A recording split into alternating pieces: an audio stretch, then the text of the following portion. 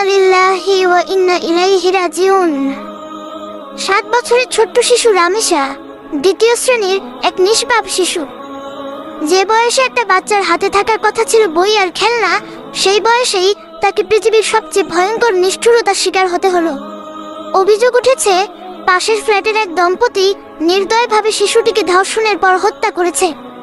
আর সবচেয়ে ভয়ঙ্কর বিষয় হলো এই নৃশংসতায় স্ত্রী ও স্বামীকে সাহায্য করেছে।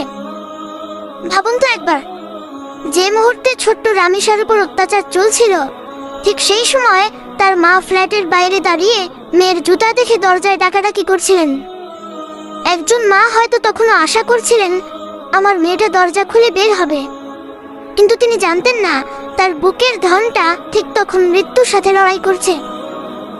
কিভাবে পারে মানুষ এতটা নিষ্ঠুর হতে? কিভাবে পারে একটা নিষ্পাপ শিশুর কান্না শুনেও তাদের হৃদয় কাঁপে না? আজ সমাজে মানুষ আছে, কিন্তু মানবতা ধীরে ধীরে হারিয়ে যাচ্ছে। আল্লাহর ভয় চলে গেলে মানুষ পশুর চেয়েও ভয়ঙ্কর হয়ে যায়। রাসূল সাল্লাল্লাহু আলাইহি ওয়াসাল্লাম বলেছেন, যে দয়া করে না তার প্রতি দয়া করা হয় না। সহিহ আল বুখারী। আজ ছোট্ট রামেশা নেই, কিন্তু তার নিষ্পাপ মুখটা হয়তো সারা জীবন আমাদের বিবেককে কাঁদাবে। এই ঘটনা শুধু একটা পরিবারের না, পুরো সমাজের হৃদয় ভেঙে দিয়েছে।